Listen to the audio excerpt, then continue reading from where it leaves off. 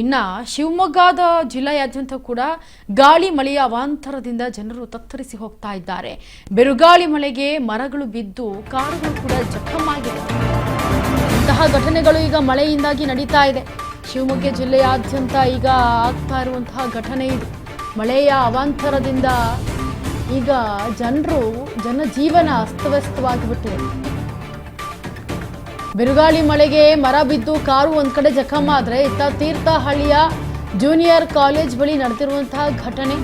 ಶಿಕ್ಷಕ ನಾಗರಾಜ್ ಎಂಬುವವರಿಗೆ ಸೇರಿದಂತಹ ಕಾರ್ ಅದು. ಕಾರ್ನಲ್ಲಿ ಸದ್ಯ ಯಾರೂ ಇರಲಿಲ್ಲ, ಅದರಿಂದ ತಪ್ಪಿದೆ ಭಾರೀ ಅನಾಹುತ. ಇಲ್ಲ ಅಂದಿದ್ರೆ ಕಾರ್ನಲ್ಲಿರುವಂಥವ್ರು ಇಹಲೋಕವನ್ನು ತಿಳಿಸ್ಬೇಕಾಗ್ತಾ ಇತ್ತು. ಯಾಕಂದ್ರೆ ಮರ ಬಿದ್ದಿರೋ ಏಟಿಗೆ ಕಾರ್ ಫುಲ್ ಜಖಮ್ ಆಗ್ಬಿಟ್ಟಿದೆ. ಗಮನಿಸ್ತಾ ಇದ್ದೀರಾ ದೃಶ್ಯಾವಳಿಗಳಲ್ಲಿ ಕಾರು ಜಖಮ್ ಆಗಿರೋದು.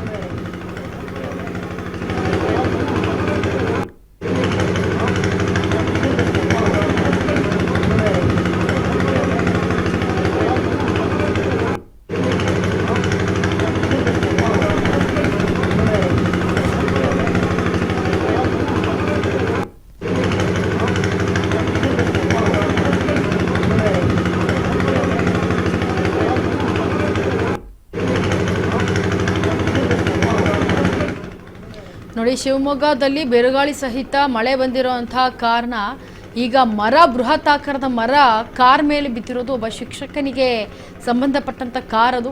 ಏಕಾಏಕಿ ಬೃಹತ್ ಆಕಾರದ ಒಂದು ಮರ ಥಟ್ಟನೆ ಬಿದ್ದುಬಿಟ್ಟಿರೋ ಕಾರಣ, ದರೆಶಾಹಿ ಆಗಿರೋ ಕಾರಣ ನೋಡಿ ಕಾರ್ ಜಖಮ್ ಆಗಿದೆ.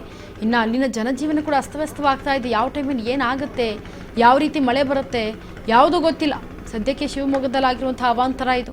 ಅಲ್ಲಿನ ಜನರ ಜೀವನ ಕೂಡ ಅಷ್ಟೇ, ಜೀವನ ಮಾಡೋದಕ್ಕೆ ಕಷ್ಟ ಆಗ್ತಾ ಇದೆ. ಮಳೆಯಿಂದ ಹೊರ ಬರೋದಕ್ಕಾಗೋದಿಲ್ಲ, ಗಾಡಿ ಓಡಿಸೋದಕ್ಕಾಗೋದಿಲ್ಲ.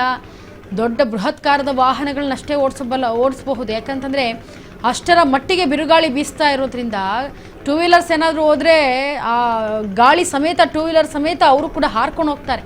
ಆ ರೇಂಜಿಗೆ ಗಾಳಿ ಬೀಸ್ತಾ ಇದೆ, ಮಳೆ ಬರ್ತಾ ಇದೆ. ಇದು ಪ್ರಕೃತಿಯ ವಿಕೋಪವೋ ಏನೋ ಗೊತ್ತಿಲ್ಲ.